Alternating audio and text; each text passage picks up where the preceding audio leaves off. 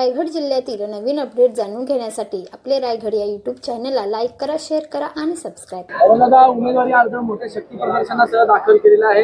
काय नेमकी भावना आहे आणि पुढचा आता विजन प्रचाराची कशी सुरुवात आहे? माझ्या पाठी कळंबोलीमधली सर्व जनता बबन मुकादम म्हणजे सर्वसाधारण माणूस म्हणून ओळखला जातो। त्या अनुषंगाने माझी जनता रात्रंदिवस माझ्या पाठी असते, मी त्यांच्या पाठी असतो। सुख दुःख हे नेहमीच होत असतात, पण त्या जनतेच्या पाठीशी आपण सतत 2012 पासून माझी अर्धांगिनी प्रिया मुकादम यांचा मोठा महिलांचा हातखंडा आहे। त्याच्यानंतर मला लहान मुलापासून ते ज्येष्ठ नागरिकांपर्यंत आम्हाला समाजामध्ये राहण्याची सवय। आपला काम झाला, काम खतम आदमी खतम असल्या विषयाचा बबन मुकादम नाहीये, तर लोकांच्या अडी अडचणी सोडवण्याचं काम करतो। म्हणून जनता एका मेसेजवर त्यांना समजल्यानंतर आज फॉर्म बनवला, ते जनता कळंबोलीची एकदम सपाट्याने निघाली आणि माझा शक्ती प्रदर्शन या ठिकाणी झालं। प्रभागामध्ये 4 उमेदवार आहेत, महायुतीचे शिवसेनेचे 2 उमेदवार। किती ताकदीने तुम्ही आता या सगळ्या सामोरे जाता? 100% आमदार प्रशांत ठाकूर साहेबांनी माझ्यावर जी प्रभाग 8ची जबाबदारी दिली, मागच्या वेळेला पण 4 उमेदवार प्रभाग 8चे निवडून आणले होते।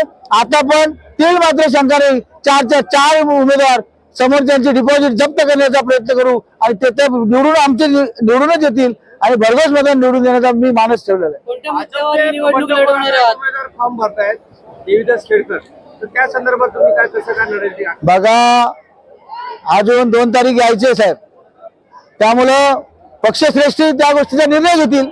एवढा मोठा माणूस मी नाहीये तर तो निर्णय घ्यायचा मला अधिकार पण नाहीये।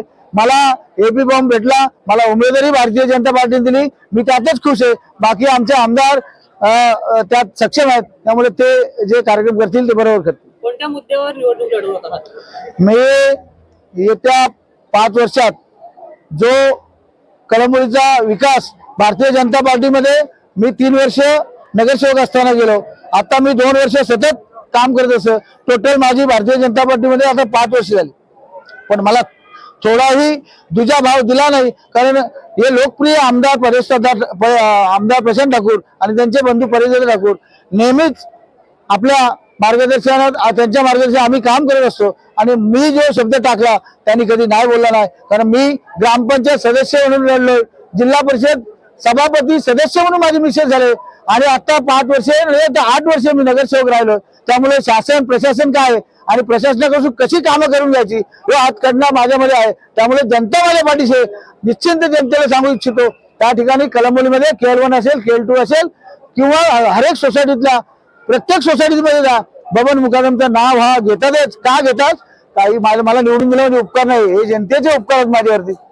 प्रत्येक सोसायटीमध्ये हायमास असेल, कॉन्क्रीटचे रस्ते असतील, तुमचे सेवरेज लाईन असेल, आपल्या जनतेचे ऍडमिशन असेल, पोलीस स्टेशनचं काम असेल किंवा हॉस्पिटलचं काम असेल, सगळ्या कामात एक फोन 24 तास चालू असतो। म्हणून जनता माझ्या पाठीशी असते, रात्री अपरात्री कधी पण असो। तुम्हाला तर माहितीच आहे, मी जास्त सांगण्यात अर्थ नाही। येणाऱ्या 10-15 दिवसात अजून सपाट्याने करू, समोरच्या डिपॉझिट जप्त केल्याशिवाय बबन मुकादम गप्पा बसणार नाही, एवढे बोलताना थांबतो।